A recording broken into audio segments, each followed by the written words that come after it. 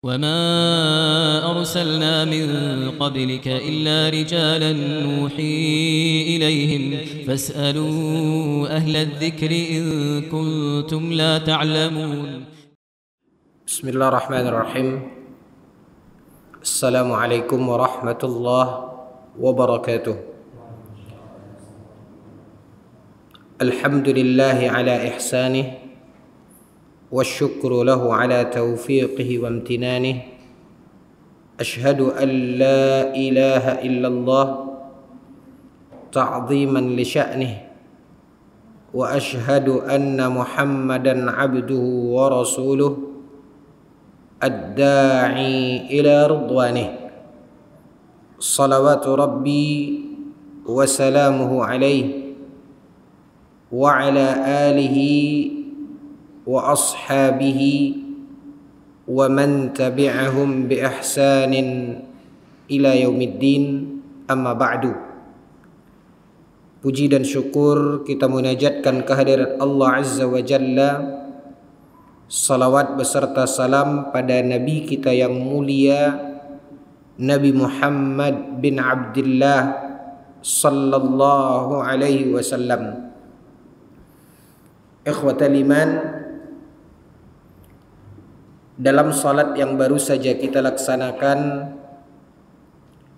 imam kita jazahullahu khaira memperdengarkan kepada kita di dalam salat kita yang semoga senantiasa dan selalu menjadi amal saleh bagi kita semua.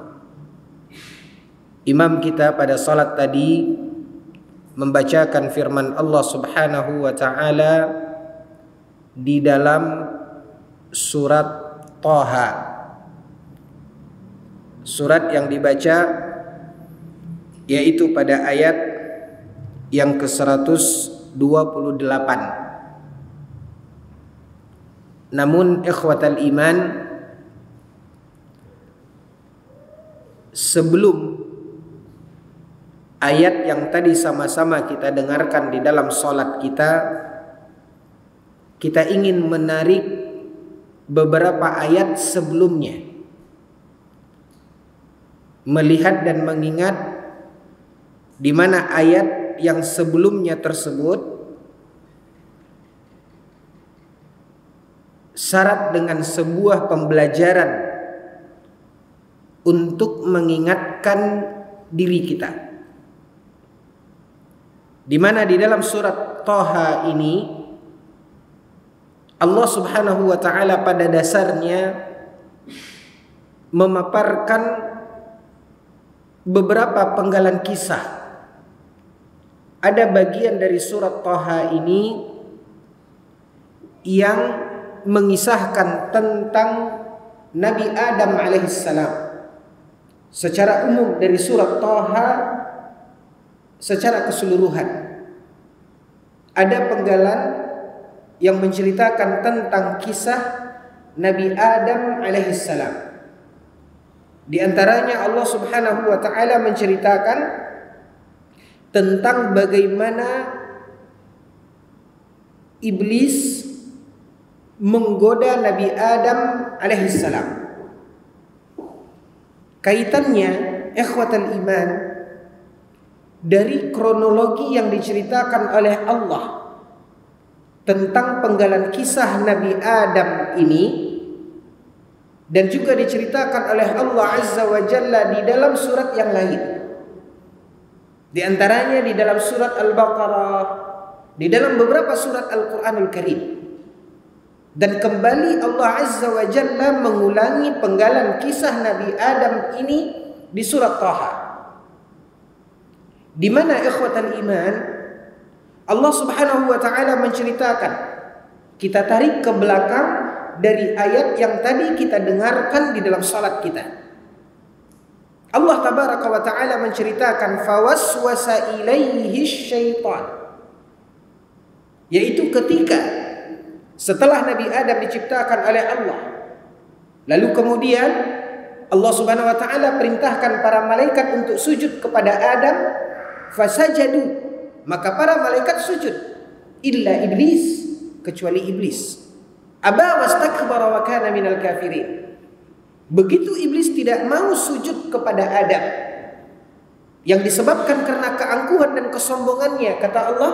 Lalu Allah Subhanahu wa taala mengatakan dia tidak mau sujud karena kesombongannya, wa kana minal kafirin. Maka iblis dicap kafir oleh Allah Azza wa Jalla.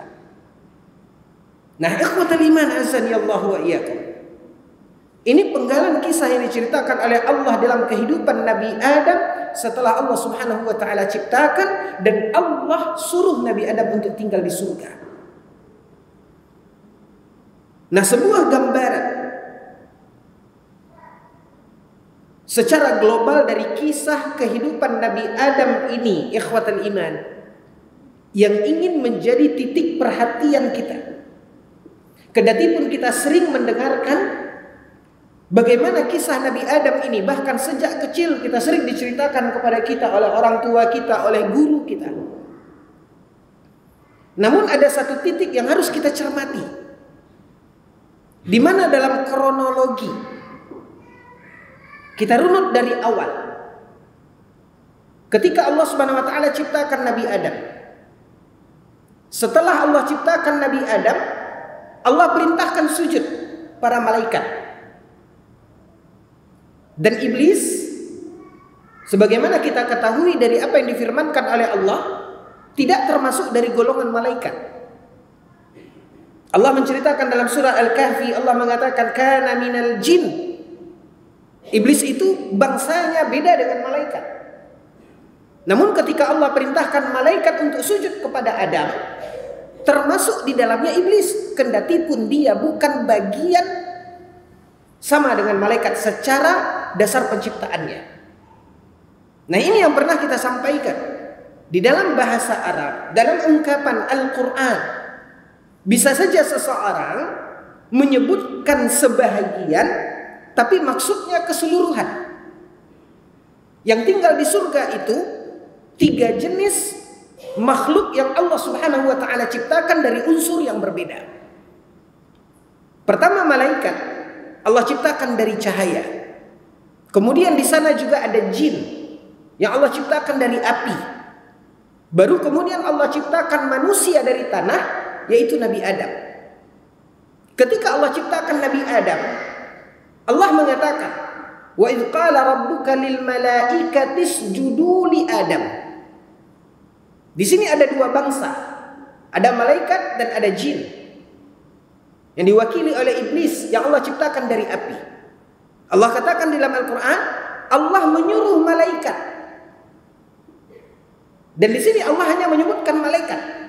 Tapi perintah ini itu tertuju kepada 2 bangsa ini. Walaupun iblis bukan dari malaikat, tapi dia masuk di dalam apa yang Allah Subhanahu wa taala perintahkan. Kenapa? Karena di dalam bahasa Arab ada kalanya menyebutkan sebagian, tapi yang dimaksudkan keseluruhan. Ini kaidah baku di dalam bahasa Arab. Makanya ketika Allah Subhanahu wa taala murka kepada iblis, saat iblis tidak mau patuh kepada apa yang Allah Subhanahu wa taala perintahkan, jika memang dia tidak masuk kepada perintah, pasti iblis akan komplain. Kan yang disuruh sujud malaikat, sementara aku bukan malaikat. Iblis paham bahwasanya di dalam ungkapan boleh saja seseorang menyebutkan sebahagian, tapi maksudnya adalah keseluruhan. Maka ketika Allah perintahkan, walaupun secara teksnya, secara nasnya, Allah mengatakan, wa idz qala rabbuka lil malaikati. Ingatlah, ketika Allah berfirman kepada malaikat, disebut oleh Allah malaikat. Sementara di situ bukan hanya malaikat saja, tapi ada jin, yaitu iblis. Dan jin walaupun tidak disebut, dia masuk pada apa yang diperintahkan oleh Allah Azza wa Jalla. Sehingga ikhwatal iman, saat iblis tidak mau sujud kepada Adam, Allah murka kepada iblis. Makanya Allah Subhanahu wa taala cap kemudian iblis dengan Allah mengatakan wa kana minal kafirin, dan iblis termasuk dari golongan kafir. Ini kronologi awal ketika Nabi Adam diciptakan. Lalu kita tahu ikhwatal iman, setelah Allah Subhanahu wa taala mencap iblis sebagai kafir, di saat awal-awal Adam diciptakan, pada saat itu ikhwatal iman, otomatis ketika Allah telah mencap iblis kafir, otomatis maka iblis akan tergusur dan terusir dari surga. Karena Allah sudah mencap di awal. Kita garis bawahi kata-kata di awal, saat setelah Allah menciptakan Nabi Adam. Dan begitu Allah cap iblis kafir, artinya dia terdepak dari surga. Lalu beralih kronologinya, setelah Allah Subhanahu wa taala ceritakan dalam surah Al-Baqarah, Allah uji Nabi Adam, Allah minta kepada malaikat untuk menyebutkan nama-nama benda. Kalau kita pernah melihat dan membaca uraian penciptaan Nabi Adam ini di surat Al-Baqarah, di awal-awal surat Al-Baqarah, lalu para malaikat mengatakan, la ilma lana illa ma 'allamtana. Kami tidak tahu kecuali apa yang telah engkau ajarkan kepada kami. Lalu kemudian Allah suruh Nabi Adam menyebutkan nama-nama benda. Lalu disebutkan oleh Nabi Adam. Ini alinea kedua. Datang fase ketiga, alinea ketiga dalam sejarah kehidupan Nabi Adam. Akhirnya Nabi Adam meminta kepada Allah pendamping.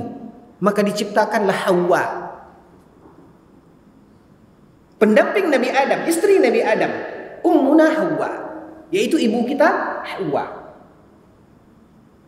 Lalu Allah Subhanahu wa taala katakan kepada Adam dan Hawa, uskun anta wa zawjukal jannah. Wahai Adam, tinggallah engkau dan istrimu di surga.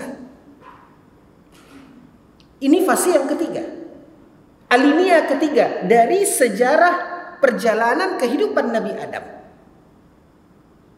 Sementara ikhwatal iman, terusirnya iblis itu ada di alinea pertama.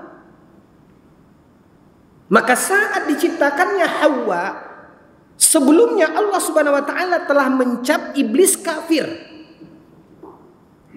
Dan dengan cap yang Allah berikan kepada iblis karena dia tidak mau sujud kepada Adam, ini maknanya, ini artinya, logikanya, iblis sudah terdepak dari surga.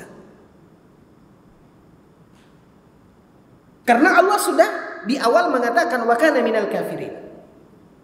Kalau kita coba perhatikan rentetan kronologinya, lalu apa yang terjadi? Ketika Adam sudah bersama Hawa, yaitu setelah alinea ketiga ini, fawaswasa ilaihi syaitanu, ya, ini yang diceritakan oleh Allah dalam surat Taha ayat 120. Sebelum ayat yang tadi kita dengarkan, Allah Subhanahu wa taala mengatakan fawaswasa ilaihi syaitanu, maka kemudian iblis menggoda Nabi Adam. Fawaswasa ilaihi syaitan, iblis membisikkan keburukan kepada Nabi Adam, dibisikkan oleh syaitan. Qala, apa yang dibisikkan oleh iblis kepada Nabi Adam? Ya Adam, wahai Adam, kata iblis, hal adulluka ala syajaratil khuldi wa mulkin la yabla. Maukah aku tunjukkan kepada engkau syajaratul khuldi? Ayat inilah ikhwatal iman yang dijadikan dasar oleh orang, sehingga ketika ditanya tentang pohon yang dilarang oleh Allah untuk memakannya, tapi kemudian Nabi Adam memakannya, tanya ke orang-orang. Pada umumnya ketika ditanya apa nama pohonnya, pohon apa, semua orang akan menjawab syajaratul khuldi, yaitu pohon al-khuldi, pohon khuldi. Ikhwatal iman, dari ayat ini Tetapi kesimpulan penamaan pohon yang diambil dari ayat ini itu keliru. Apa yang dikatakan oleh Allah dalam ayat ini, syajaratul khuldi, itu tidak menunjukkan nama pohon itu. Seperti kalau kita bilang pohon kelapa, pohon tin, pohon zaitun, bukan. Tapi al-khuldi di sini itu maksudnya adalah bukan nama pohonnya. Tapi inilah bisikan syaitan kepada Nabi Adam yang menjelaskan dan menegaskan bahwasanya bila Nabi Adam ingin khuldi, yang artinya khuldi itu dalam bahasa Arab bermakna kekal. Ingin kekal di dalam surga, maka makan buah ini. Jadi ini bukan nama pohonnya, tapi ini adalah sifat, efek dari ketika bila dia memakan buah ini. Makanya tidak benar ikhwatal iman, ya, sebagaimana diuraikan oleh para ulama, ini bukan nama pohon, tapi ini sifat, akibat, efek yang bila seseorang memakannya maka dia akan al-khuldi, dia akan kekal. Wa mulkin la yabla. Hal ini ditunjang dengan ungkapan setelahnya. Karena al-khuldi bukan nama pohon. Dari mana kita mengatakan kan bisa saja ini adalah nama pohonnya? Dari ungkapan setelahnya. Apa kata Allah pada ungkapan setelahnya? Wa mulkin la yabla. Wa artinya dan. Mulkin artinya kepemilikan atau kekuasaan. La yabla itu artinya tak lekang di hujan, tak lapuk di panas. Artinya abadi. Ya. Maka kalau kita katakan al-khuldi di sini adalah nama pohon, lalu apa posisi wa mulkin la yabla? Sehingga dari situlah para ulama ahli tafsir mengatakan ini bukan menunjukkan nama pohon, tapi ini menunjukkan, kembali kita katakan, ini adalah akibat, efek. Bila dia memakan buah ini maka dia akan kekal dan dia akan mendapatkan kepemilikan yang tidak pernah lepas dari genggamannya. Maka ini adalah sifat dari pohon, bukan nama pohon. Nah, ikhwatal iman, kalau kita kembali kepada kronologi yang tadi kita upayakan meletakkan alinea demi alinea. Kapan terjadi fawaswasa ilaihi syaitan? Kapan terjadi iblis membisikkan atau menggoda Nabi Adam? Setelah iblis diusir dari surga. Karena paragraf ini pada paragraf yang keempat. Sementara cap kafir yang Allah berikan kepada iblis ini paragraf yang pertama.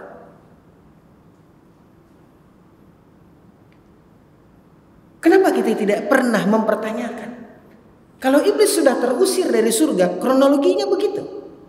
Bagaimana cara iblis menggoda Nabi Adam?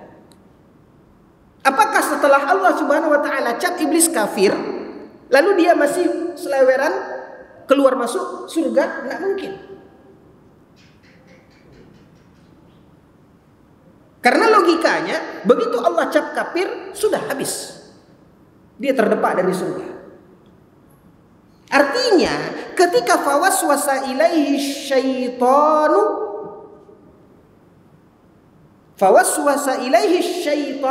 ini terjadi pada paragraf yang keempat. Ya.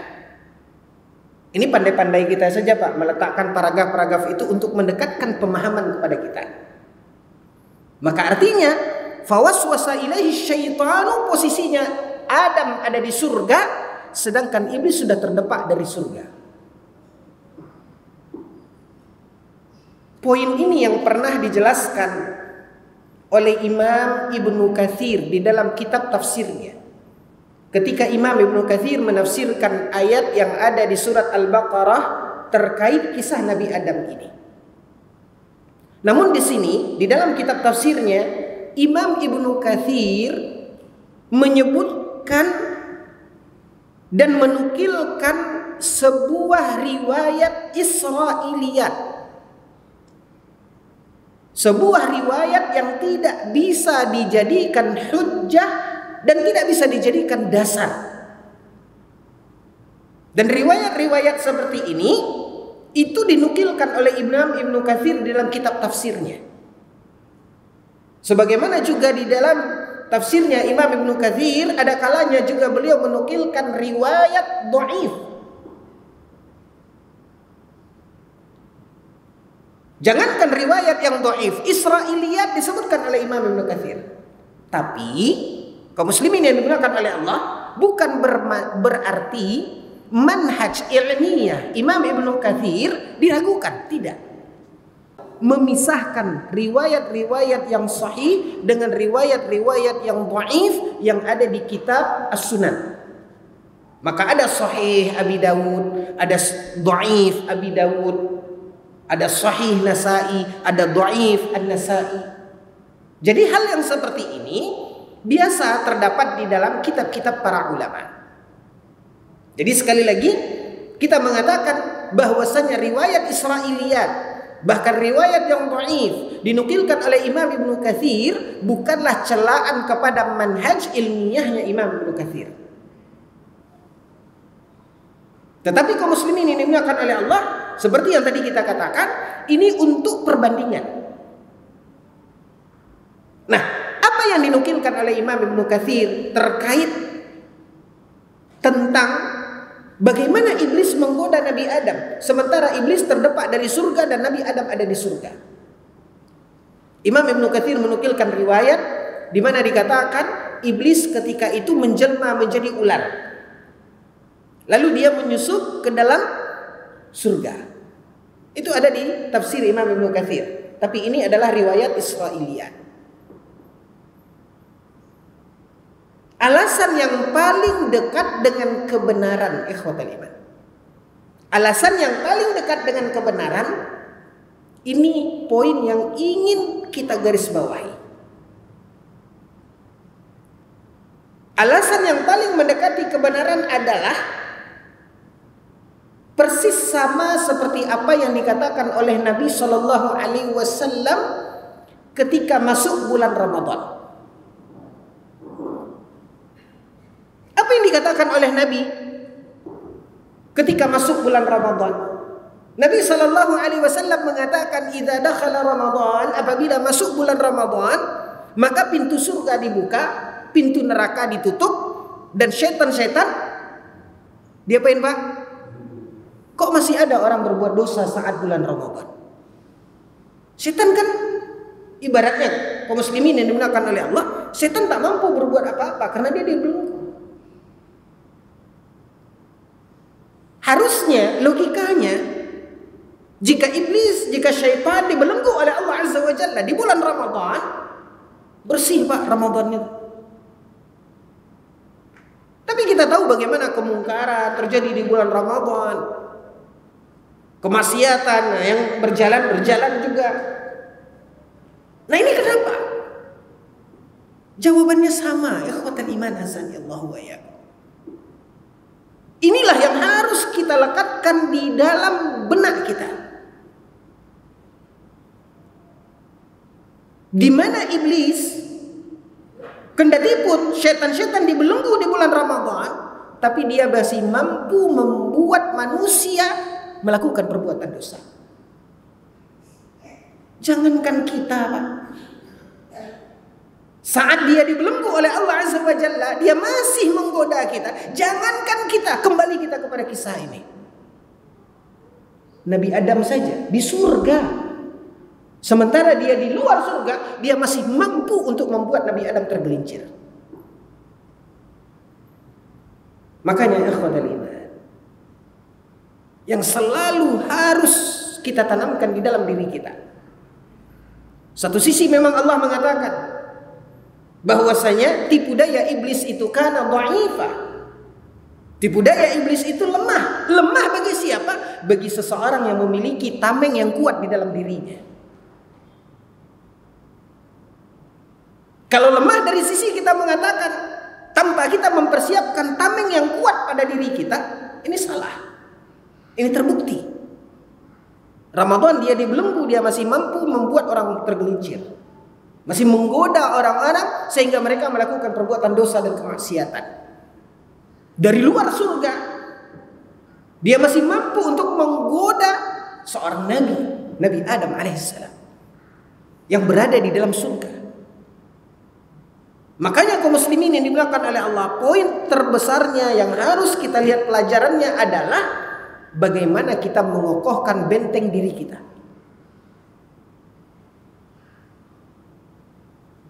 Sehingga lihatlah apa yang diajarkan oleh Nabi Shallallahu Alaihi Wasallam.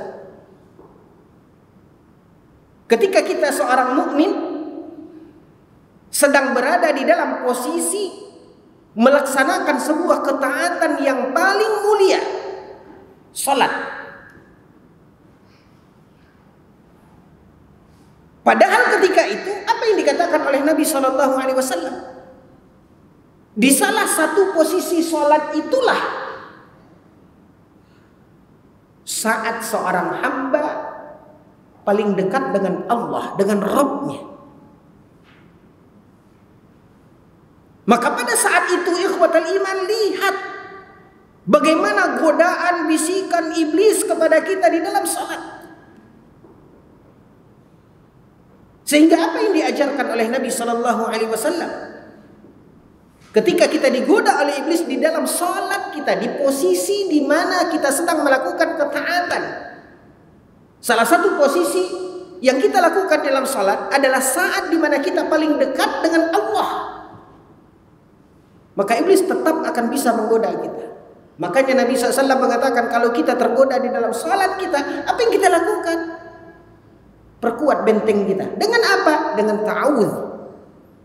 Baca a'udzu billahi minasyaitonir rajim. Maka inilah ikhwatul iman azani Allah wa iyyakum.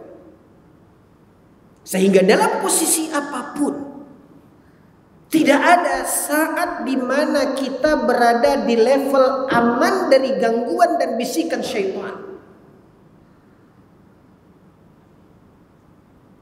Syaitan akan berbagai cara. Dia akan berupaya untuk membuat seorang manusia tergelincir. Dan dia sangat pengalaman, ikhwatul iman. Dia sangat pengalaman. Sehingga dia akan menggunakan berbagai cara.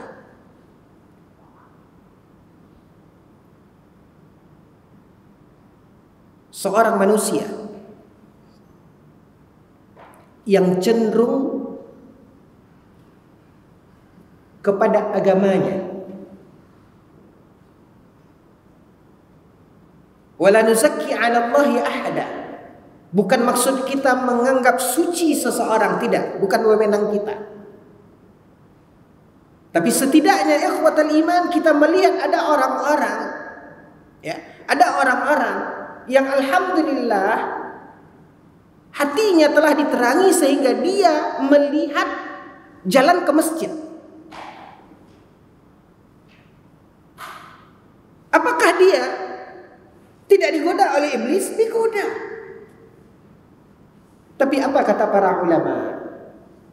Orang-orang yang memiliki iman tidak digoda oleh iblis dengan kemaksiatan. Iblis tidak menggodanya dengan kemaksiatan, ikhwatul iman. Tidak membisikkan kepadanya agar dia terjerumus kepada perbuatan maksiat. Ibaratnya ikhwatul iman, ya, seseorang yang sudah ingin hijrah akan seperti itu. Kalau kita menggunakan istilah, coba digoda dengan kemaksiatan, bukan tergelincir dia, justru bertambah taat dia. Coba antum-antum yang sudah mengaji, yang sudah mengenal kewajiban kita menjalankan syariat agama ini, digoda coba. dengan kemaksiatan. Justru bertambah taat. Minimal ketika digoda, anggap ya ikhwatal iman, anggap misalnya digoda dengan perempuan. Bukan kita tergelincir, tapi justru bertambah ketaatan kita. Minimal ketika astagfirullah. Akhirnya kita bertambah catatan kebaikan kita. Makanya iblis tidak akan menggunakan metode itu. Tapi apakah iblis kemudian pesimis? Tidak. Dia goda dari sisi apa? Dia hiasi ibadah ini. Sehingga lihatlah orang-orang yang punya kecenderungan ke masjid, orang-orang yang punya kecenderungan kepada ibadah, kemana dia tergelincir? Bukan ke bab maksiat, tapi dia tergelincir ke bab bid'ah. Berlebih-lebihan, hanya mengandalkan semangat di dalam ibadah, sehingga tanpa perhitungan, tanpa mengikuti tuntunan, walhasil tergelincir ke dalam bid'ah. Nah, inilah kedahsyatan godaan waswas syaitan ini, ikhwatal iman. Apalagi yang terjadi? Seperti yang dikatakan oleh Nabi SAW dalam sebuah riwayat, ketika iblis pesimis untuk menggoda orang-orang yang mungkin dia punya keimanan, punya ketaatan, maka iblis berupaya untuk memasukkan dari sisi apa? Ini yang dikatakan oleh Nabi SAW. Dan hari ini kita menyaksikan dengan mata kepala kita. Apa kata Nabi SAW? Orang-orang yang sudah melihat ke jalan masjid, orang-orang yang sudah ingin memperbaiki dirinya, dari sisi apa iblis menggodanya? Ketika iblis ingin menggodanya kepada kemaksiatan, iblis pesimis, Pak. Tapi apa kata Nabi SAW? Dia memasukkan virus-virus at-tahrish bainahum. Apa itu at-tahrish bainahum? Perselisihan.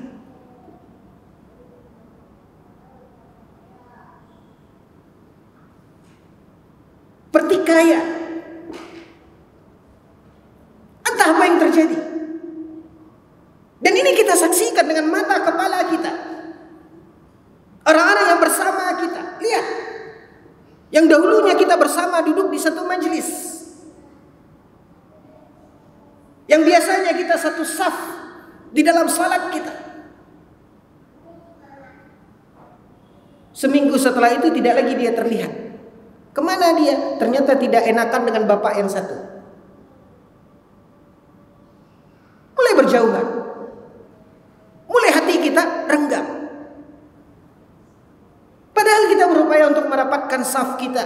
Yang salah satu manfaat dari merapatkan saf itu adalah, kalau kita tidak merapatkan saf, kalau saf kita berantakan, maka itu akan membuat fatakhtalifa qulubukum, kata Nabi. Maka akan berselisih hati kita. Kalau saf kita berselisih, maka berselisih hati kita. Tapi kenyataannya, ketika kita berupaya untuk merapatkan saf, tetap saja hati kita berselisih. Selalu saja timbul masalah-masalah. Si A bermasalah dengan si B, ya, tidak enakan dengan si C dan sebagainya. Dan inilah yang terjadi, Pak. Ini yang ada. Begitulah dahsyatnya waswas iblis ini. Waswas syaitan. Nas'alullah as-salamata wal afiyah. Semoga Allah Subhanahu wa taala menjauhkan kita dari ini. Lihat, misi iblis, kendati pun dia dari luar, dia mampu menggoda Nabi Adam yang masih berada dalam surga. Apa yang terjadi? Fa'akala minha. Fa'akala minha.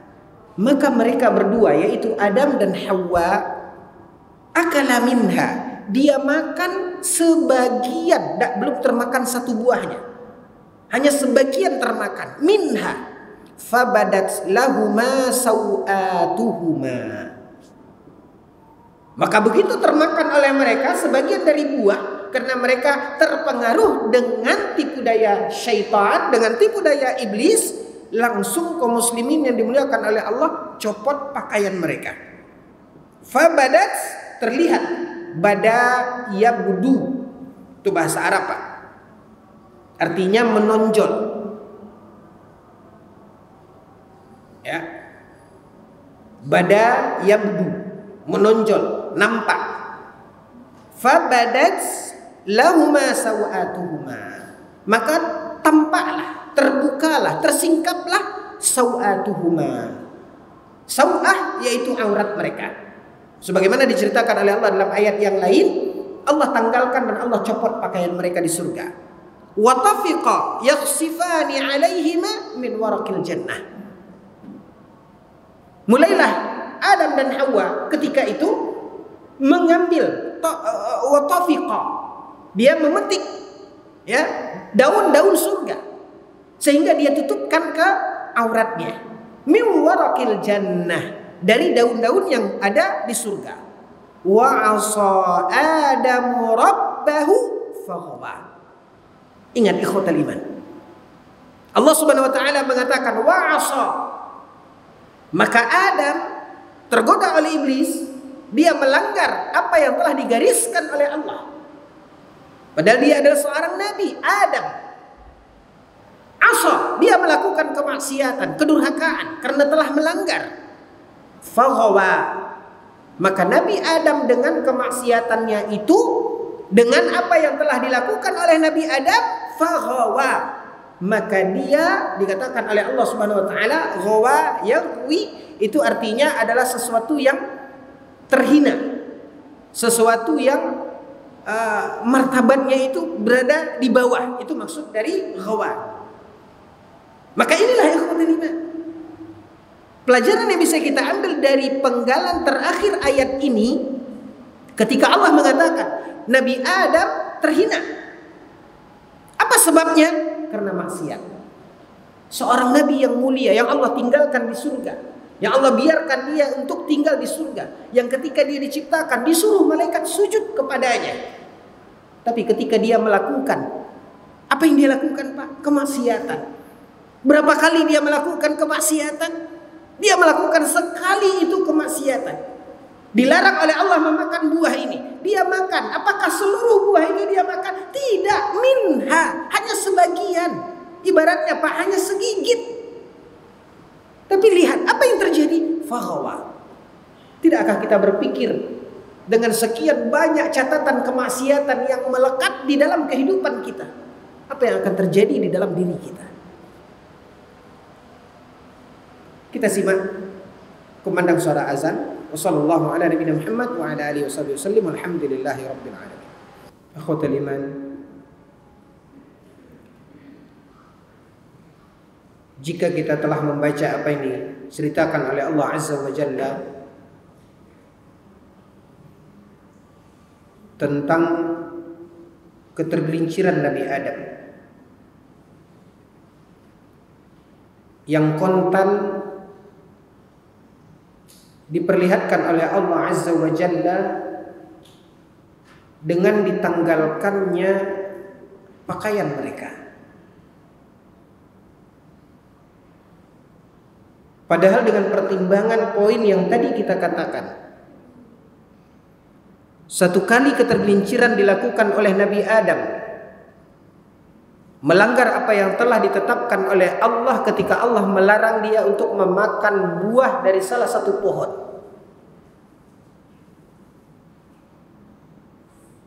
Disebabkan karena waswas syaitan, bisikan syaitan, maka Nabi Adam tergoda. Nabi Adam melanggar sehingga dia memakan. Dan baru yang dimakan oleh Nabi Adam itu minha, baru sebagian dari buah itu. Kendati pun sekali itu, dan tidak semua, hanya sebagian. Allah langsung perlihatkan dengan Allah tanggalkan pakaiannya. Ikhwatul iman, kalau itu yang terjadi pada Nabi Adam, lalu sebenarnya kita yang penuh dengan dosa ini, apa sebenarnya yang pantas Allah Subhanahu wa taala lakukan dengan dosa-dosa yang telah kita lakukan?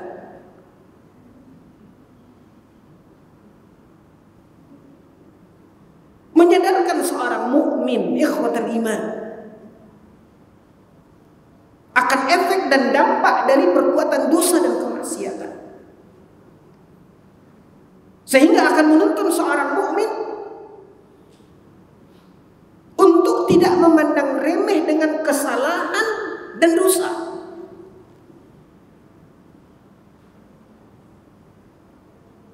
Nah, ikhwatul iman azani Allah wa iyyakum. Harusnya seorang mukmin melihat dan mengambil pelajaran dari kisah ini.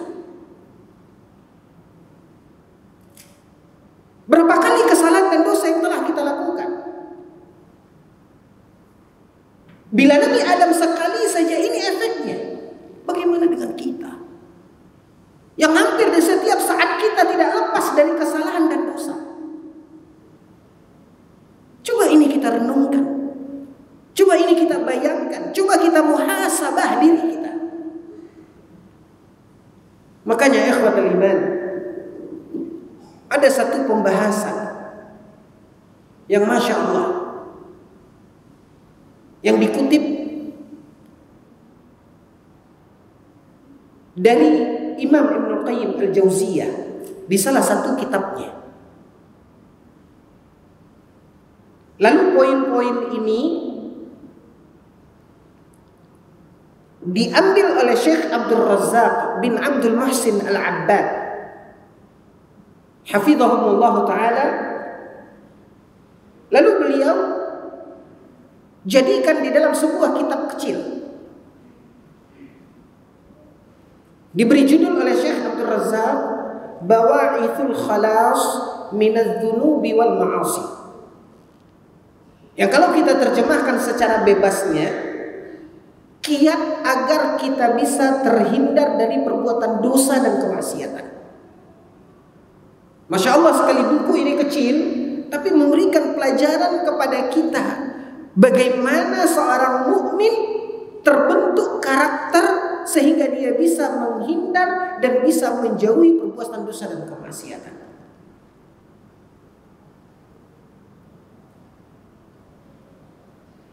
Nah, ikhwatul iman, makanya tidak heran ketika para ulama mengatakan, jika seandainya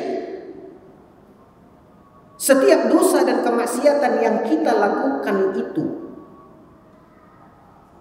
bisa mengeluarkan bau dari tubuh kita, karena memang dosa itu baunya busuk, Pak. Dosalah yang membuat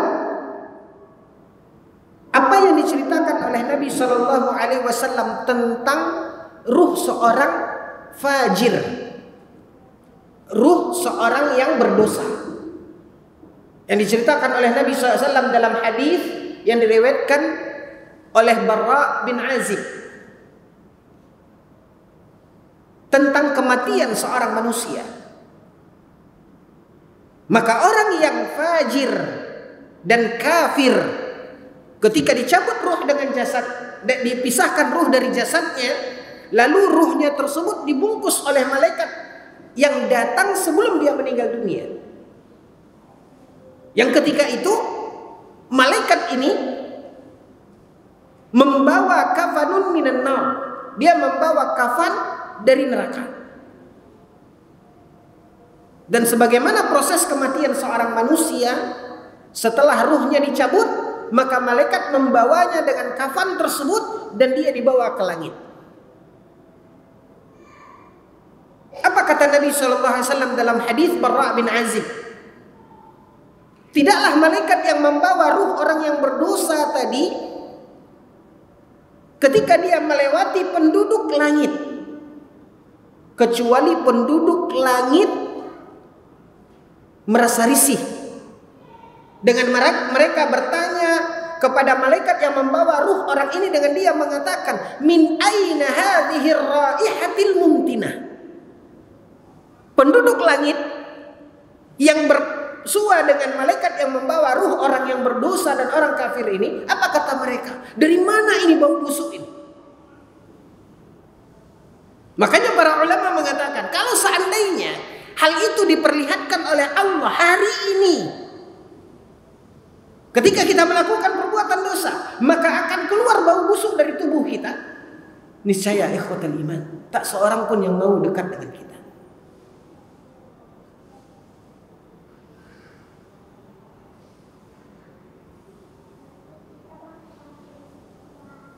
Satu kesalahan yang dilakukan oleh Nabi Adam, itu pun tidak kesalahan sepenuhnya, anak secuil dari pelanggaran, berefek kepada apa yang dikatakan oleh Allah, yaitu kemudian Nabi Adam alaihissalam ghawa.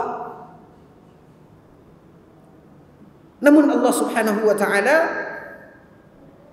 mengatakan, thumma jtabahu rabbuhu fataba alaihi wahada.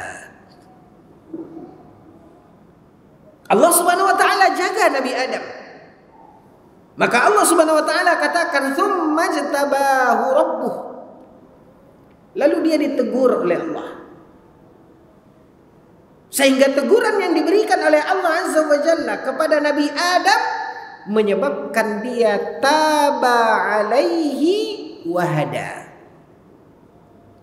Taba alaihi, dia bertaubat atas kesalahan dan dosa itu, dan dia mendapatkan petunjuk. Wahada, Allah selamatkan. Dengan Nabi Adam diingatkan oleh Allah, ditegur oleh Allah. Makanya ikhwatal iman azani Allah wa iyyakum, apapun yang ada di dalam hidup kita,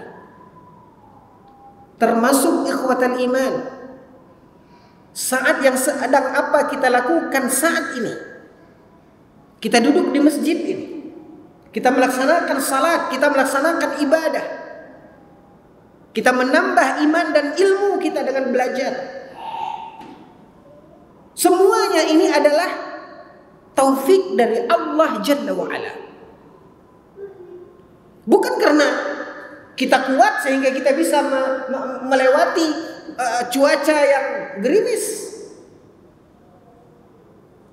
Banyak orang-orang yang lebih kuat dari kita, yang lebih tegar dari kita.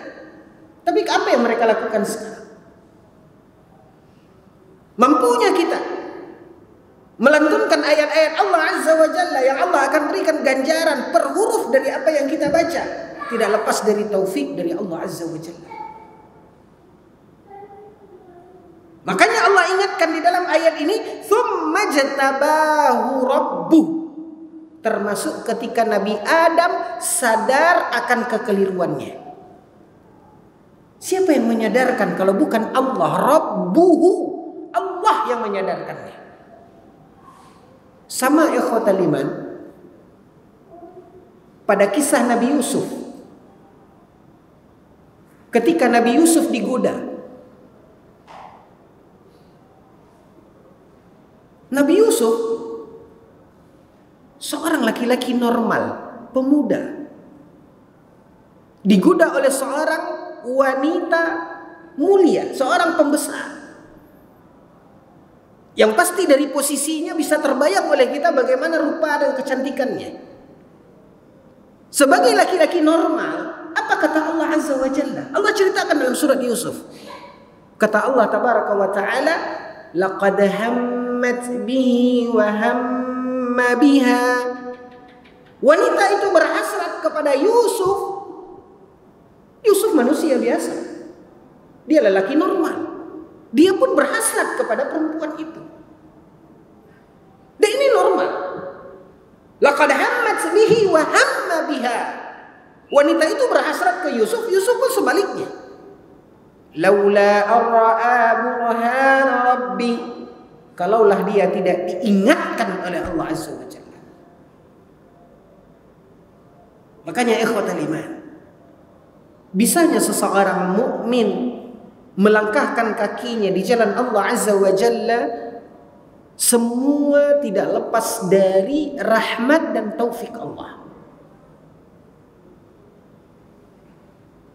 Makanya Nabi SAW mengajarkan kepada kita apa yang dianjurkan oleh Nabi, selalu kita baca fi duburi kulli shalah, di penghujung atau di akhir setelah kita melaksanakan salat. Ada satu rangkaian permintaan kita kepada Allah, Allahumma a'inna ala dzikrika wa syukrika wa husni ibadatik. Ya Allah, tolong kami ya Allah. Kami ini tidak punya daya. Kami ini tidak punya kemampuan. Maka bantu dan tolong kami. Berikan kemudahan kepada kami. Beri kekuatan kepada kami. Untuk apa? Ala dzikrika, untuk mengingatmu. Wa syukrika, bersyukur kepadamu. Wa husni ibadatika, dan beribadah kepadamu dengan baik. Makanya ikhwatul iman, seorang manusia tidak pernah lepas dari rahmat Allah Azza wa Jalla. Minta kepada Allah. Dan itu terbukti pada apa yang dikatakan oleh Allah. Siapa yang menyadarkan Nabi Adam? Bukan karena Nabi Adam, karena dia adalah seorang Nabi, langsung sadar. Tanpa pertolongan Allah tidak mungkin. Oh, karena dia adalah seorang Nabi, dia tidak tergoda dengan wanita itu, Nabi Yusuf alaihissalam. Dia manusia, dia punya hawa nafsu, dia punya hasrat, dia punya keinginan. Laula ar-ra'a burhana rabbih. Tapi Allah ingatkan dia. Maka inilah yang kita minta, ikhwatul iman. Kalaupun mungkin di saat-saat tameng kita lagi lemah, kita tergoda, kita minta kepada Allah, cepat Allah ingatkan kita. Dan itulah yang dikatakan oleh Allah Azza wa Jalla, "Tsumma jtabahu rabbuh." Kita manusia, tak ada gading yang tertak. Wa khuliqal insanu dha'ifa. Manusia ini diciptakan oleh Allah punya sisi lemah, siapapun itu. Iblis akan berbagai cara. Dia akan memainkan perannya. Jangankan untuk menggoda kita, ikhwatul iman. Ya, walaupun kita katakan, oh kita berada, oh ini kita hidup kita di lingkungan yang baik, teman-teman. Apa kurang kebaikan yang ada dalam kehidupan Nabi Adam di dalam surga? Apakah menghambat iblis untuk membuat Nabi Adam tergelincir ketika pada dasarnya sebelum itu dia sudah terdepak dari surga? Maka ini poin yang harus kita tanamkan dalam diri kita. Minta kepada Allah Subhanahu wa taala perlindungan. Minta kepada Allah Tabaraka wa taala di mana Allah akan menjaga kita. Sebenarnya ayat setelah ini juga pelajarannya sangat berarti dalam kehidupan kita, ikhwatal iman. Tapi waktu juga membatasi kita. Maka kita akhiri dengan satu sunnah yang diajarkan oleh Nabi SAW. Dari sebuah keutamaan apa yang dianjurkan oleh Nabi kita membacanya. Di antaranya Nabi SAW mengajarkan kepada kita rangkaian zikir. Yang kita maksudkan adalah zikir pagi dan zikir sore. Di dalam rangkaian zikir pagi dan sore tersebut, kaum muslimin yang dimuliakan oleh Allah, Nabi mengajarkan di dalam zikir pagi dan sore itu kita membaca La ilaha illallah wahdahu la syarikalah, lahul mulku wa lahul hamdu wa huwa ala kulli syai'in qadir. Dalam zikir pagi berapa kali kita baca, Pak? Ayo. Sunnahnya dalam hadis Nabi SAW, La ilaha illallah wahdahu la syarikalah. Setelah kita membaca subhanallah bihamdi, subhanallah bihamdi. Setelah itu la ilaha illallah wahdahu la syarikalah, lahul mulku wa lahul hamdu wa huwa ala kulli syai'in qadir. Yang dianjurkan kita untuk mewiridkannya, merutinkannya, membacanya sebanyak 100 kali. Di antara keutamaan membaca la ilaha illallah wahdahu la syarikalah, lahul mulku wa lahul hamdu wa huwa ala kulli syai'in qadir sebanyak 100 kali. Apa kata Nabi di dalam Bukhari dan Muslim? Bahwasanya orang yang membaca la ilaha illallah wahdahu la syarikalah, lahul mulku wa lahul hamdu wa huwa ala kulli syai'in qadir 100 kali, maka dia akan dilindungi oleh Allah dari syaitan hingga sore hari.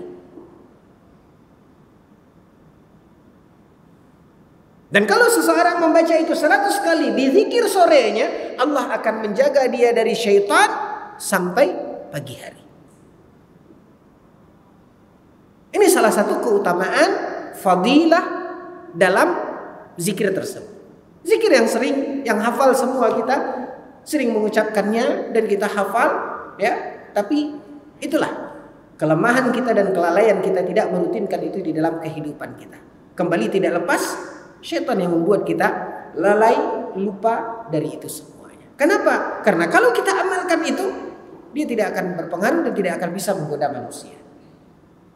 Ini dia, ikhwatal iman, salah satu poin di mana kita, tugas kita adalah memperkuat tameng kita, memperkuat benteng kita. Dengan apa? Dengan zikir kepada Allah Azza wa Jalla. Wallahu ta'ala alam. Wa sallallahu ala nabiyyina Muhammad wa ala alihi wa sahbihi wa sallim. Walhamdulillahi rabbil alamin. Subhanakallahumma wa bihamdika asyhadu an la ilaha illa anta astaghfiruka wa atubu ilaik. Wassalamu alaikum warahmatullahi wabarakatuh.